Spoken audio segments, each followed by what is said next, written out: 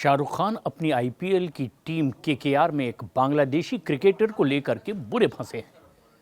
बांग्लादेश और भारत के बीच चल रहे राजनीतिक तनाव के कारण अब क्रिकेटर्स और आईपीएल की टीम को लेकर के भी अब विवाद बढ़ता चला जा रहा है।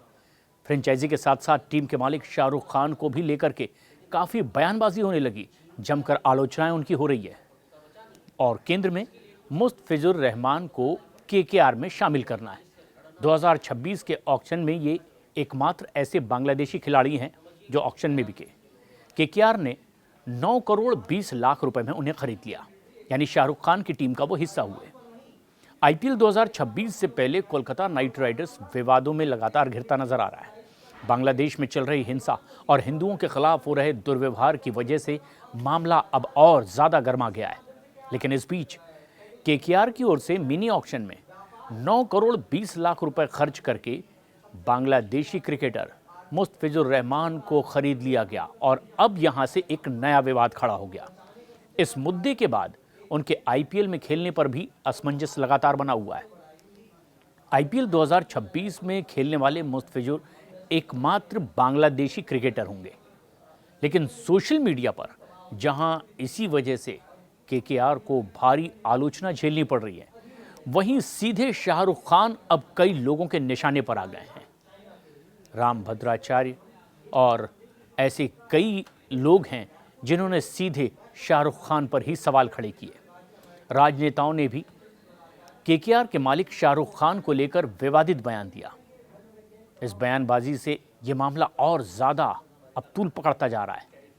इसके बाद सवाल ये खड़ा हुआ कि क्या आईपीएल खेल पाएंगे मुस्तफिजुर रहमान, क्योंकि बीसीसीआई के अधिकारियों ने इनसाइड सपोर्ट से बात करते हुए कहा है कि हम लगातार सरकार के साथ संपर्क में हैं।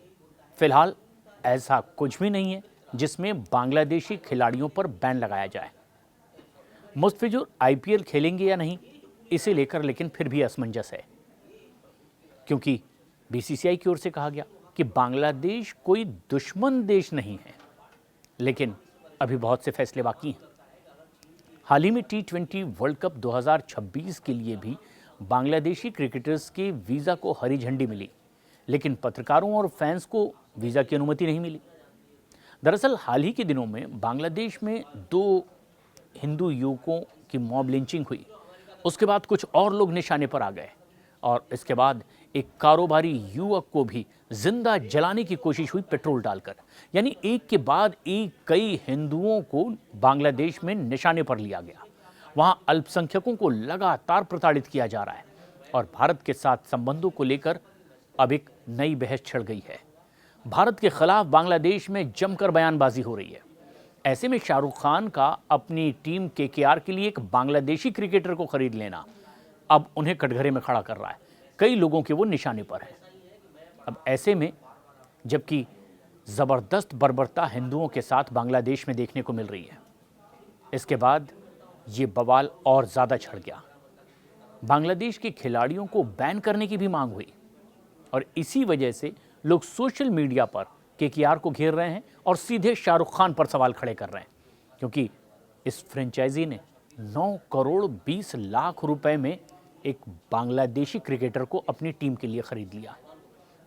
कुछ लोगों ने तो ये भी राय रखी कि जितना पैसा उस क्रिकेटर को खरीदने में लगाया गया, उतना पैसा बांग्लादेश में जितने अल्पसंख्यकों पर अत्याचार हो रहे हैं, उनके परिवारों की मदद के लिए होना चाहिए था। अब मुस्तफिजुर रहमान ऑक्शन में बिके एकमात्र बांग्लादेशी क्रिकेटर हैं, इसीलिए ये पूरा विवाद मुस्तफिजुर रहमान के इर्द गिर्द, और खरीदने वाले शाहरुख खान हैं, इसलिए सीधे शाहरुख खान भी निशाने पर आ गए। अब आईपीएल से उन्हें बैन करने की मांग हो रही है। इसे लेकर के धर्माचार्य देवकीनंदन ठाकुर ने सीधे शाहरुख खान को कटघरे में खड़ा किया और भारत और हिंदू विरोधी तक शाहरुख खान को करा दिया। वहीं बीजेपी नेता संगीत सोम ने तो शाहरुख खान को गद्दार तक कह दिया। कहा कि कुछ लोग हैं हिंदुस्तान का खाते हैं, लेकिन गाते पाकिस्तान का है। और इसी के बाद ये मामला और ज्यादा बढ़ता चला गया। इसे लेकर के अब एक भयंकर विवाद छिड़ा हुआ है। केकेआर के मालिक अभिनेता शाहरुख खान अब सीधे इन लोगों के निशाने पर हैं। लेकिन अब इस बीच अखाड़ा परिषद के अध्यक्ष महंत रविंद्र पुरी ने भी इस मुद्दे पर अपनी राय जाहिर की है। और उन्होंने साफ तौर पर कहा कि शाहरुख खान को जो भी सम्मान और पहचान मिली है वो भारत में मिली है, यहाँ के लोगों की वजह से मिली है।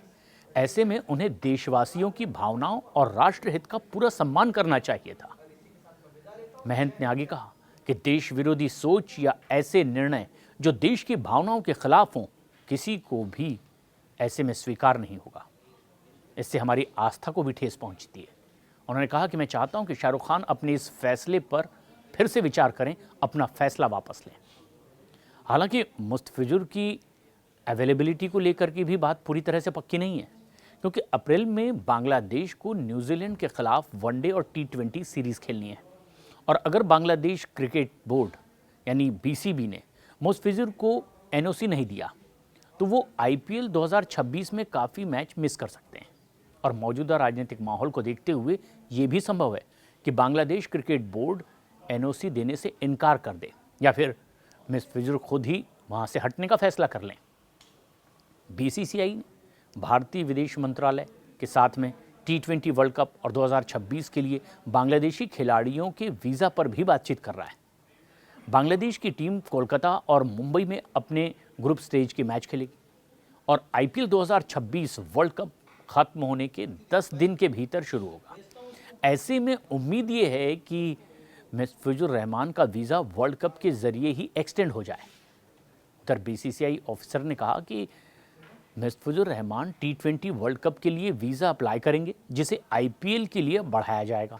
और वीज़ा कोई बहुत बड़ी समस्या भी नहीं। BCB की तरफ से भी NOC को लेकर के कोई नकारात्मक संकेत अब तक नहीं मिले। लेकिन भारत में जिस तरह से अब शाहरुख खान की टीम KKR के लिए बांग्लादेशी क्रिकेटर को खरीदा गया है, इन सब के बीच अब शाहरुख खान सबके निशाने पर आ गए हैं। इस बीच सबसे बड़ा बयान आया है मौलाना रशीदी का, जिन्होंने कहा कि बहुत सब्र में है मुसलमान, वरना अगर 1 मिनट भी अपना सब्र मुसलमान खो दे तो दंगा भड़क जाएगा। और उन्होंने कहा है कि क्योंकि शाहरुख खान ने खरीदा है और बांग्लादेशी एक मुसलमान है, इसीलिए इसे लेकर के विवाद खड़ा किया जा रहा है। लेकिन जो ताज़ा हालात हैं वो ये दिखा रहे हैं कि बांग्लादेश में लगातार हिंदुओं को निशाना बनाया जा रहा है। भारत के खिलाफ जमकर नारेबाजी बांग्लादेश में हो रही है और इसीलिए भारत में जिस तरह की जनभावनाएं हैं, इसका हवाला देते हुए कई राजनेता, कई धर्मगुरु इस बात का विरोध कर रहे हैं कि शाहरुख खान ने आखिर क्यों भारतीय जनभावना का ख्याल नहीं रखा और इसीलिए शाहरुख खान को सीधे कटघरे में खड़ा किया जा रहा है।